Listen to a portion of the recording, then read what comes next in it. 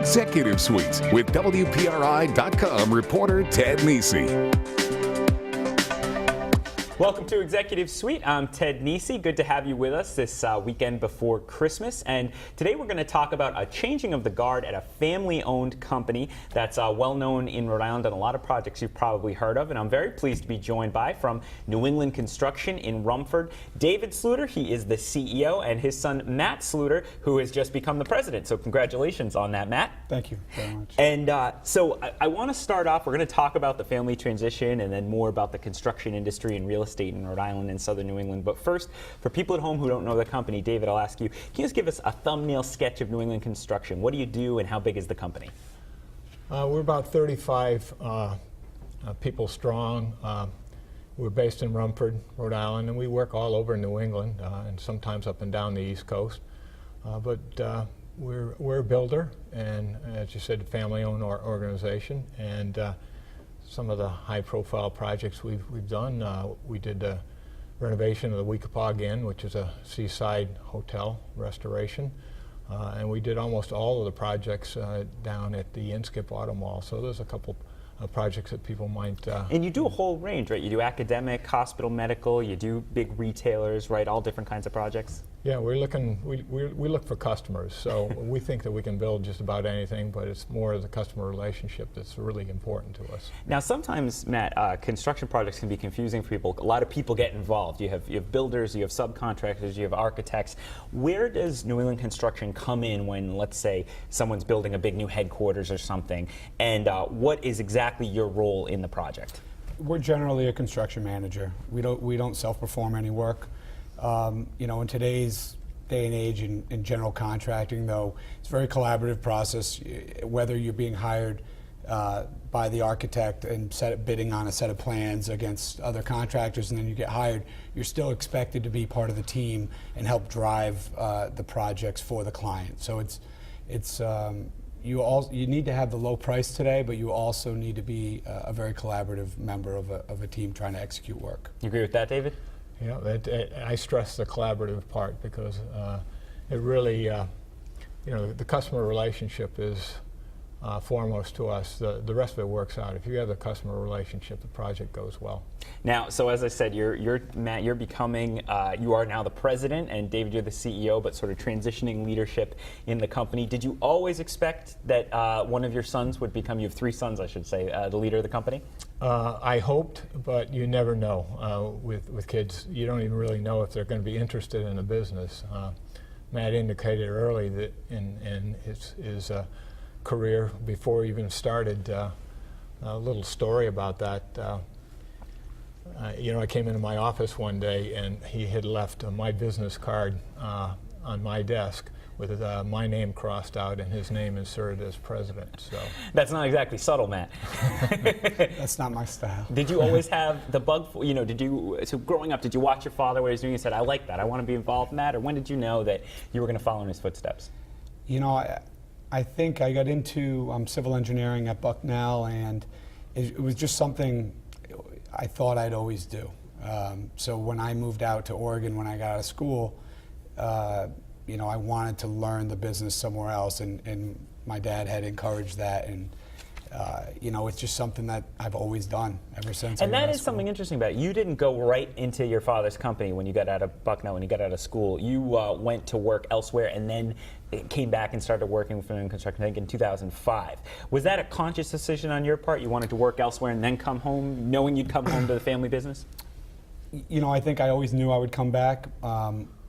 And Dave, my dad, had encouraged me to learn the business elsewhere, and I wanted personally to get out of New England. I was young and wanted to do something different, so I moved to Portland. We worked for a small family business, actually, a little bit smaller than New England Construction, and cut my teeth there for 3.5 years, and then I met my wife out there. We moved to Southern California, and I worked for one of the larger companies, McCarthy. They're sort of like a Gilbane, a little smaller, but very big, and so, you know, I learned the business, you know, elsewhere with 2 different aspects. You know, the big organizational kind of company like McCarthy, and then the small family business and how that all works. So I got, I think, very valuable experience. And I mentioned earlier, your two older brothers also work for New England Construction. How do they feel about their baby brother becoming the president of the company?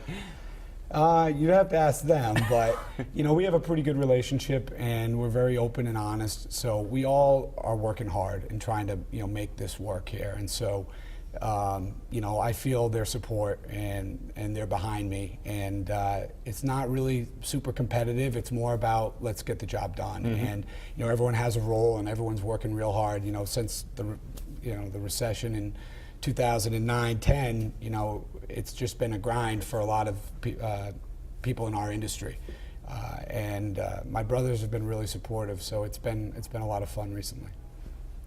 Yeah, I mean, we, in a family business, we thought and encouraged them, all three of them, to find something they were really passionate about doing. And Steve came in with an IT background and a science background, and started in project management and IT support, and then kind of gravitated towards estimating, and that's what he wants to do.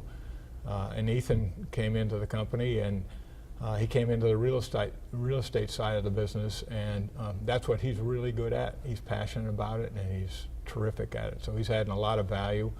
We look at like a family enterprise as opposed to just a business. So we're all trying to generate an opportunity not only for our children, but maybe the next generation comes in too. The third generation in the company, that would be special. That would be something. Have you already spoken to do you have kids, Matt? I do. Are you encouraging them? You give them a little hammer for Christmas or something?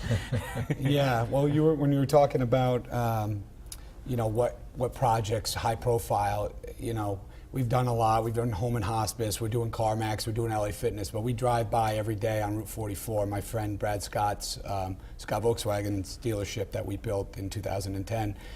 And we always drive by, and I tell my kids, Jack and Charlie are 6 and 3, and I say, "Oh, Daddy built that dealership." And so I sort of had to explain to them at a very young age what a construction manager is.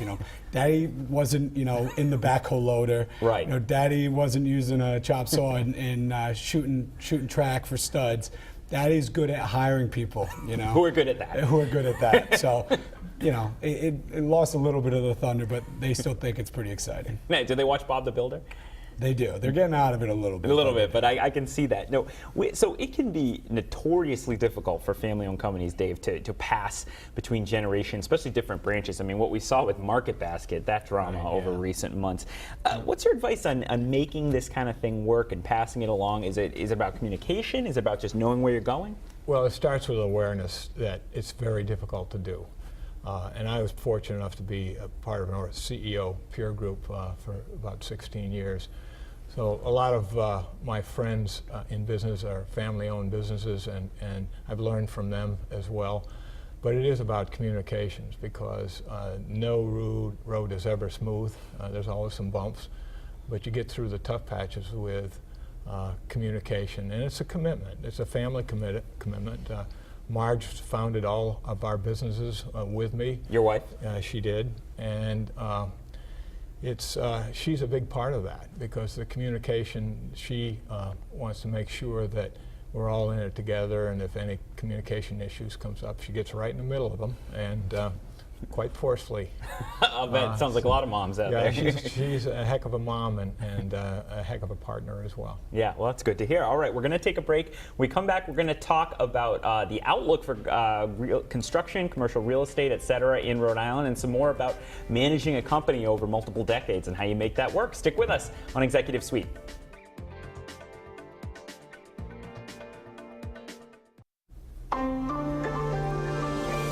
Welcome back to Executive Suite. I'm Ted Nisi. We could have probably taped this show at the Christmas dinner table with the Sluters here from New England Construction, but we're talking today with David Sluter, co-founder and CEO of New England Construction, along with his wife Marge, right? And Matt Sluter, his son, who has just become the president of the company, and we were talking about family transitions and all that. Matt, but I want to ask, when it became clear that you were going to become president and take a real big leadership role in the company, do you have a sense of a vision for the company, how the industry's changing, what you'll need to do to position it for the years to come? Yeah, the industry is changing, and It has changed over the last 5 years. It's very competitive. I think the economy has come back and there's a lot more work. But you have to kind of redefine how you do business and who your clients are and how do you find clients. You're only as good as your next job in construction. You're not an attorney. You're not a CPA firm where you get a book of business, and you just get all their business. It just doesn't work that way for general contractors. So, my vision, part of it came from growing up, with my dad and seeing how he ran the business. And as a kid in high school and in junior high, he never missed a Little League game, ever. He put in his calendar the day that came out. He never missed a hockey game. He never missed a cross-country race. Oh, you didn't make it easy with all those different sports. Right, I know. Golf, Yeah. So, but at the time, I think I took it for granted that, your parents just make it to all that. But, he created a culture that family, and not just his family, but family was really important to him and his employees. And so that's the one thing that I really want to carry on. We want to be successful. We want to make money. We want to make our clients happy and build, important projects that really add value to the economy. But I want my employees, to enjoy their lives, to have good relationships with their families, and not have work be because of that or get in the way of that. So we feel really passionately about get the job done and do what you got to do to take care of your families. Yeah, I mean, that's it in a nutshell. I think that's a competitive advantage as a family business, because we look at the people that we work with as extended family, and we communicate that on a regular basis, and that's why people will stay. I mean, you can always get another job. Right now, people can move. I mean, there's a high demand for skilled employees in the construction business, so people can leave anytime they want and find another job. The difference is, how you're treated, what's it like to work here, is it fun, are you respected, do people show that they care for you, all that stuff. And so when we look at this as an extended family, that's, I think, a competitive advantage for us, because you're as good as your people. It is a demanding industry, and our employees, especially like you said, we discussed earlier, since the kind of the recession, have been taxed. I mean, people have been working really hard for a long period of time, and not always for huge rewards either, just to get the business. Right, and so we want to create the culture to where, you're probably still going to have to work really, really hard, but we want to make sure you have fun when you're here and that you enjoy it, and you're not just putting your head down and taking years off your life stressed out at work. Right. We want people to really enjoy, work hard, play hard, and that's kind of what I'm going for. And Dave, you've been through a couple of downturns since you created the company in '85. Give me a sense, how bad, from the construction industry point of view, was this last recession? I mean, how severe was it? Well, I always joke to my friends, this is my third recession, and I didn't like the first two. Yeah. But the reality is, we're more prepared for this one.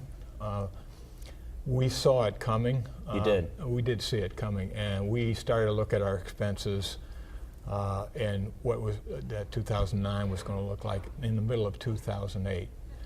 So, but I don't think anybody was prepared. October of 2008, the economy drove off a cliff. People cut expenses and cut employees immediately. So we were not prepared for that dramatic, downfall. Sudden. Just sudden. And, it was very painful for us because we cut our staff almost in half in a period of about 6 months. And we had built up a strong balance sheet. We had a lot of cash in the business because we were preparing for the next recession. Didn't know when it was going to be when we started that, building that balance sheet. But it was tough, and the toughest part was letting good people go that were adding value. But we did what we had to do, and we started bouncing back in 2010. So. And I was going to ask, so looking back, just how bad it was late 08 and into 09. 2014, we're coming to a close on this calendar year. How has this year been? Do you feel like it's fully bounced back, your industry and your business in particular? I think the volume's back for sure. I mean, we've been back to close to our pre-recession volume. What's changed is in 2006, 7, and 8, customers were more, things were going well for most businesses, and you could negotiate a lot of work, and that's changed. Even good customers, long-standing relationships, they ask you to compete for that work now, and there's work out there, but the margins are still tight, and everybody's feeling it. But there's plenty of work out there. But we've always looked at it. The work is there. You just have to go get it and get. You get the right customers, you can be financially successful. And looking forward, before we go to the break, Matt, how are you feeling about 2015? Does it look better than 14? About steady? Are you concerned? What are you thinking? No, we're very optimistic. We have a strong backlog of work under contract, more than we did going into 2014. So we're really anticipating a really solid year. I think we've been sort of steadily climbing since 2009. Bouncing back in 10, and then 11 and 12 and 13 maybe a little slower than we would have liked. 14 now being a pretty sound year, and 15, I think it's really going to come back strong for us. Slow but steady. All right, we're going to take another break. When we come back, we're going to talk to some of the more interesting projects they're working on, and some of what Dave remembers of getting a pretty big award in the 1990s. Stick with us on Executive Suite.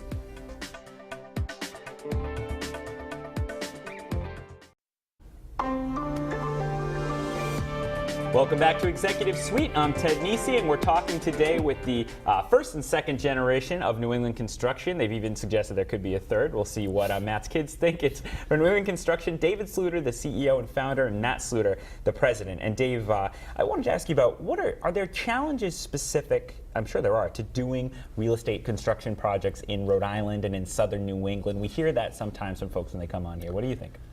Absolutely, there's challenges, and Rhode Island is very similar to other parts of the market in New England in that it's a challenge. And Boston is probably one of the hottest real estate markets in the country right now. But it's tough to do projects up there as well to make the numbers work.